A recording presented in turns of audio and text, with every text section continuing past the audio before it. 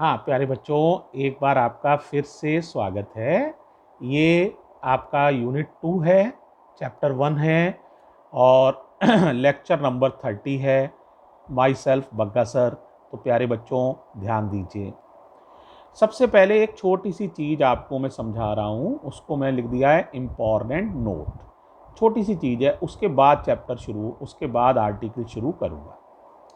देखो बेटे, कोई ये बच्चा पूछे कि सर मेटल्स में क्या फ्री इलेक्ट्रॉन्स होते हैं, तो मेरा जवाब है हाँ होते हैं।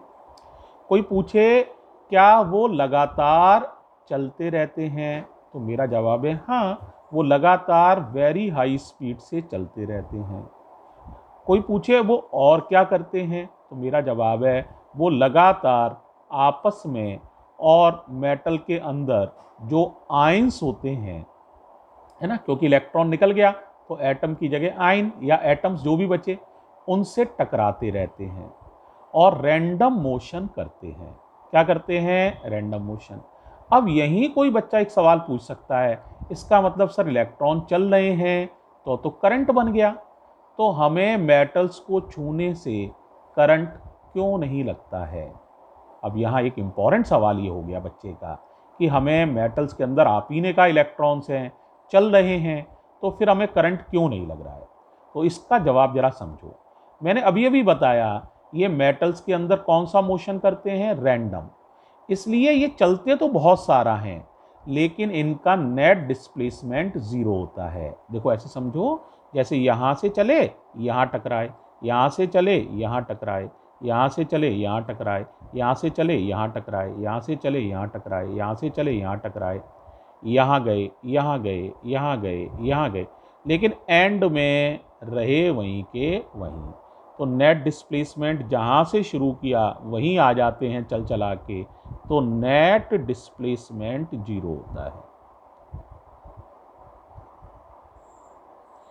मीन्स टू से दैट क्या किसी पर्टिकुलर डायरेक्शन में ये आगे बढ़े? नहीं बढ़े। इसीलिए करंट तब बनती है जब किसी पर्टिकुलर दिशा में आगे बढ़ो, तो इसीलिए इनके द्वारा बनाई गई करंट जीरो होगी, इसीलिए हमें कोई करंट नहीं लगेगा। ये तब की बात है जब मेटल है और उसमें इलेक्ट्रॉन चल रहे हैं, लेकिन हमने मेटल से कोई बैटरी अटैच नहीं की है, यानी कोई पोटेंशियल डिफरेंस अप्लाई नहीं किया है। अब ऑन द अदर एंड ले रहे हैं कि हमने मेटल के साथ बैटरी अटैच कर दी, पोटेंशियल डिफरेंस लगा दिया। अब सोचो क्या होगा? बैटरी में दो टर्मिनल होते हैं, पॉजिटिव और नेगेटिव। अब पॉजिटिव टर्मिनल इलेक्ट्रॉन्स को अपनी ओर खींचेगा। तो सवाल है सर बैटरी लगाने के बाद किस तरह ये मोशन करेंगे, आप बताइए। तो देखिए जवाब सुनिए, रैंडम मोशन तो ये अब भी करेंगे, लेकिन साथ साथ एक पर्टिकुलर डायरेक्शन में आगे भी बढ़ेंगे। देखो मैं डायग्राम से समझाता हूं। जैसे पहले भी ऐसे ही हुआ था, देखो यहां से टकराए यहां गए, यहां से टकराए यहां गए, यहां से टकराए यहां गए, यहां से टकराए यहां गए, यहां से टकराए इधर गए, फिर इधर आ गए, फिर इधर आ गए, फिर इधर आ गए, फिर इधर आ गए, फिर इधर आ गए, इधर आ गए, इधर आ गए। लेकिन आप देखो एंड में अगर हम देखें तो ये इस दिशा में लगातार आगे भी बढ़ रहे हैं। यहाँ से चालू किया था, यहाँ तक पहुँचे, तो देखो ये लगातार आगे भी बढ़ रहे हैं। अब इनका नेट डिस्प्लेसमेंट जीरो नहीं कह सकते हो। Net displacement is not equal to zero, is not equal to zero. इसीलिए ये करंट बनाएंगे, करंट बनाएंगे। तो ये वेलोसिटी जो इन्हें एक डेफिनिट डायरेक्शन में आगे ले जा रही है, रैंडम मोशन के अलावा वो वेलोसिटी जो इन्हें एक निश्चित दिशा में आगे ले जा रही है, इसे कहते हैं फिजिक्स में ड्रिफ्ट वेलोसिटी। क्या कहते हैं? ड्रिफ्ट वेलोसिटी, और डिनोटेड बाय वीडी। ये बच्चों एक इंपॉर्टेंट बात मुझे शेयर करनी थी, तो ये मैंने शेयर की। इसका मतलब इस स्थिति में इलेक्ट्रॉन्स के पास रैंडम मोशन तो होता ही है, उससे तो मना ही नहीं किया जा सकता है, लेकिन साथ साथ एक वेलोसिटी ऐसी भी होती है जो उन्हें एक पर्टिकुलर डायरेक्शन में आगे बढ़ाती है, और इसी वेलोसिटी का नाम होता है फिजिक्स में ड्रिफ्ट वेलोसिटी, और यही करंट के लिए जिम्मेदार है। रैंडम मोशन करंट के लिए जिम्मेदार नहीं है। Random motion is not responsible for the current, only drift velocity is responsible for the current. ठीक है, तो क्या कॉन्सेप्ट समझ में आ गया? अब मैं डेफिनेशन लिख रहा हूं ड्रिफ्ट वेलोसिटी की। देखो, तो सीखो ड्रिफ्ट वेलोसिटी, इस डेफिनेशन को समझो। ड्रिफ्ट वेलोसिटी समझाई दिया, किससे डिनोट करोगे? VD.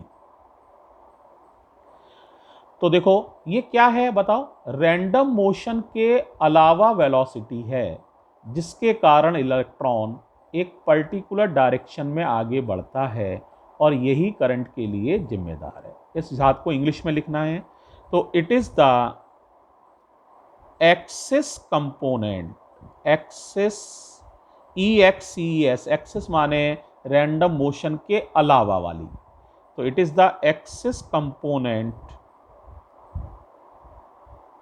Of velocity, it is the axis component of velocity with random motion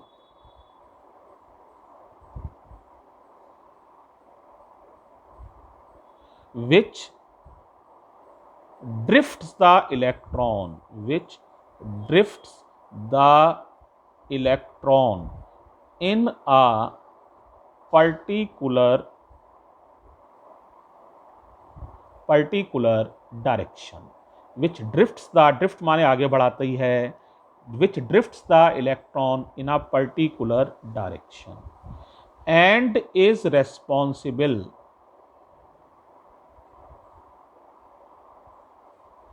for the flow of current, and is responsible for the flow of current, denoted by VD। देखो बेटे, इसका ना board में order पूछा जाता है कि drift velocity का ऑर्डर क्या होता है, लगभग ये कितनी होती है, बहुत बड़ी है, बहुत छोटी है। तो याद रखो बेटे, ये बहुत छोटी होती है और इसका ऑर्डर होता है 10⁻⁻⁴ मीटर पर सेकेंड। पूछा गया है बोर्ड में, तो याद रखना 10⁻⁻⁴ मीटर पर सेकेंड। तो ये ड्रिफ्ट वेलोसिटी तो हो गई। अब बेटे एक रिलेशन में प्रूव कर रहा हूं करंट और ड्रिफ्ट वेलोसिटी में संबंध, यानी relation between current and drift velocity. तो इसको देखो, इंपॉर्टेंट है, बहुत बार बोर्ड में आया ये रिलेशन भी, और बहुत यूजफुल रिलेशन है। तो देखो बेटा, इसी में जरा समझो इसे। तो मैं बता रहा हूं relation between drift velocity and current.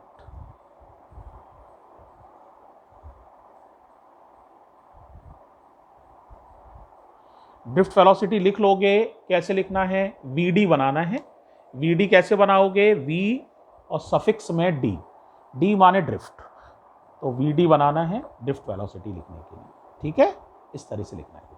अब जरा देखो, जरा एक डायग्राम छोटा सा बना देता हूं। ये मान लो कोई रॉड है, मेटेलिक रॉड है, और इसके अंदर हैं ढेरों फ्री इलेक्ट्रॉन्स, करोड़ों, अरबों, खरबों खरबों खरबों फ्री इलेक्ट्रॉन्स होते हैं, वो इसके अंदर हैं, billions of billions of billions. ठीक है, और बेटे ये रॉड की जो लंबाई है वो L है, इसका ये एरिया ऑफ क्रॉस सेक्शन जो है वो A है, यूनिफॉर्म मान लिया मैंने, एक समान है, यानी मोटाई हर जगह बराबर है। जैसे यहाँ भी मोटाई देखोगे तो A ही है, यहाँ भी मोटाई देखोगे तो A है, हर जगह A है। ठीक है, इस सेक्शन का नाम मान लिया है PQRS। ये फ्री इलेक्ट्रॉन्स हैं, मान लो मैंने कंसीडर करने के लिए यहाँ मान लिए हैं, और यहाँ से T टाइम में ये रैंडम मोशन करते हुए चलकर इधर की तरफ चल रहे हैं और इनकी ड्रिफ्ट वेलोसिटी है vd। अब यहाँ मैंने रैंडम मोशन नहीं बनाया है, सिर्फ ड्रिफ्ट वेलोसिटी को ही डायग्राम में शो किया है। कोई पूछे क्या रैंडम मोशन नहीं हो रहा होगा, तो मेरा जवाब है ऑफ कोर्स हो रहा है, लेकिन डायग्राम की सिंप्लिसिटी के लिए मैंने सिर्फ ड्रिफ्ट वेलोसिटी को ही शो किया है। और ये एक बैटरी लगी हुई है। ओके बच्चों, और इसका पोटेंशियल डिफरेंस है v, पोटेंशियल डिफरेंस है v जो यहाँ लगा हुआ है। बैटरी का पॉजिटिव टर्मिनल क्योंकि इधर बनाया है तो इलेक्ट्रॉन पे नेगेटिव चार्ज होता है, तो पॉजिटिव टर्मिनल की तरफ यानी इधर की तरफ खिंच के जाना चाहते हैं। तो ये इसीलिए मैंने इलेक्ट्रॉन का जो जाने की दिशा है वो इधर की तरफ बनाई है। समझ आ रहा होगा बेटा। अब मुझे एक छोटी सी चीज़ का जवाब दो, अगर ये डिस्टेंस पूछूं तो ये बता दोगे? ये डिस्टेंस या हाइट पूछूं, ये सिलेंडर की हाइट कितनी है, तो बता लोगे? तो एक तरह से ये डिस्टेंस है। डिस्टेंस होती है स्पीड इनटू टाइम। याद ही है तुम लोग को, क्या होती है बताओ? Speed into time. इलेक्ट्रॉनों की स्पीड, तो इलेक्ट्रॉनों की स्पीड है vd और टाइम मिला उन्हें t। तो ये हाइट हो गई, यानी ये यहाँ से यहाँ तक सिलेंडर की जो हाइट है वो है vd इंटू टी। समझ में आ रहा होगा। अब बेटे n का नाम सुनो, n का नाम बड़ा इंपॉर्टेंट है यहाँ। n का नाम है number of electrons per unit volume. ये नाम कंफ्यूजिंग है और ज़्यादातर बच्चे पहली बार पूछो तो गलत भी बता देते हैं। वो कहते हैं n का नाम है नंबर ऑफ इलेक्ट्रॉन्स, गलत है। नाम है number of electrons per unit volume, small n है। ठीक है। अब देखो और समझो क्या अंतर है। Number of electrons capital N, पर माने अपॉन वॉल्यूम, वॉल्यूम माने वॉल्यूम, यानी n का नाम है n अपॉन वॉल्यूम। और क्लियर कर लो, वॉल्यूम जानते हो, ये वॉल्यूम PQRS का वॉल्यूम। क्या ये वॉल्यूम बता पाओगे? ये वॉल्यूम होगा, सिलेंडर है ना, तो एरिया इंटू हाइट। एरिया है A और हाइट है ये, तो एरिया इंटू हाइट। अब और बताओ जरा, एक लाइन और बता दो। एरिया इंटू, अब बताओ हाइट कितनी थी? हाइट याद है vd इंटू टी। तो क्रॉस मल्टीप्लाई करोगे, कर लो भाई, तो कैपिटल N बता पाओगे। हो जाएगा स्मॉल n और A और vd और t, ये निकल आया हमारा। अब जरा मुझे बताओ प्यारे बच्चों, अगर समझ में आ रहा है तो बताओ मुझे, Q का फॉर्मूला क्या होता है? कितना चार्ज बह गया t टाइम में, उसको कैलकुलेट कर रहा हूं। तो चार्ज जो बह गया t टाइम में, Q का फॉर्मूला होता है Ne। तो ये हो जाएगा, कैपिटल N की वैल्यू रख दो, तो Na vd t इंटू ई। इतना चार्ज बह गया, कितनी देर में बह गया? t समय में। अब कोई बच्चा कहे कि सर करंट बताइए फिर कितनी होगी, तो क्या करंट का फॉर्मूला याद है? पहला आर्टिकल ही करंट पढ़ा था, यूनिट 2 चैप्टर 1 फर्स्ट आर्टिकल। हाँ बताओ क्या वैल्यू है? तो I का फॉर्मूला होता है प्यारे बच्चों Q अपॉन टी। तो Q ये रहा, लिखा हुआ है तुम्हारे पास, क्या लिखा है बताओ? N E A vd t और डिवाइडेड बाई t। t से t कट जाएगा, तो करंट का बड़ा इंपॉर्टेंट रिजल्ट आ गया, NEA vd। ये रिलेशन है, वेरी इंपॉर्टेंट रिलेशन। ठीक है, NEA vd। n का नाम मैं फिर दोबारा कह रहा हूं, याद कर लेना भाई, number of electrons per unit volume. इसका भी एक बार ऑर्डर पूछा गया है, तो इसका ऑर्डर होता है n का, रफली याद रखना। मेटल्स के लिए बता रहा हूं ये ऑर्डर, फॉर मेटल्स ये ऑर्डर होता है लगभग 10 की पावर 28 पर मीटर क्यूब, ये यूनिट है इसकी, पर मीटर क्यूब। और फॉर मेटल्स लगभग इस ऑर्डर का होता है ये। ठीक है, तो ये आपको वीडी का ऑर्डर बता चुका हूँ, 10⁻⁻⁴ मीटर पर सेकेंड। प्यारे बच्चों, आज ये 2 लेक्चर हैं 29 और 30, इन्हें ध्यान से पढ़िए और इन्हें अपनी फेयर कॉपी में कर लीजिए और याद कर लीजिए। ठीक है, इन पर बेस्ड न्यूमेरिकल आप कर सकते हैं, शुरू में ही दिए हुए हैं, है ना, चैप्टर के बिल्कुल शुरू में, है ना। तो अभी मैं पोस्ट कर दूंगा, उन न्यूमेरिकल्स को आज ट्राई कर लीजिएगा। एक लेक्चर और थ्योरी का कल का रह गया है, फिर परसों लास्ट न्यूमेरिकल का लेक्चर देके इस चैप्टर को हम फिनिश करने वाले हैं। ठीक है, तो मैं पेज अभी आपको सेंड कर दूंगा, उस पेज में न्यूमेरिकल देख लेना। थैंक यू बेटे।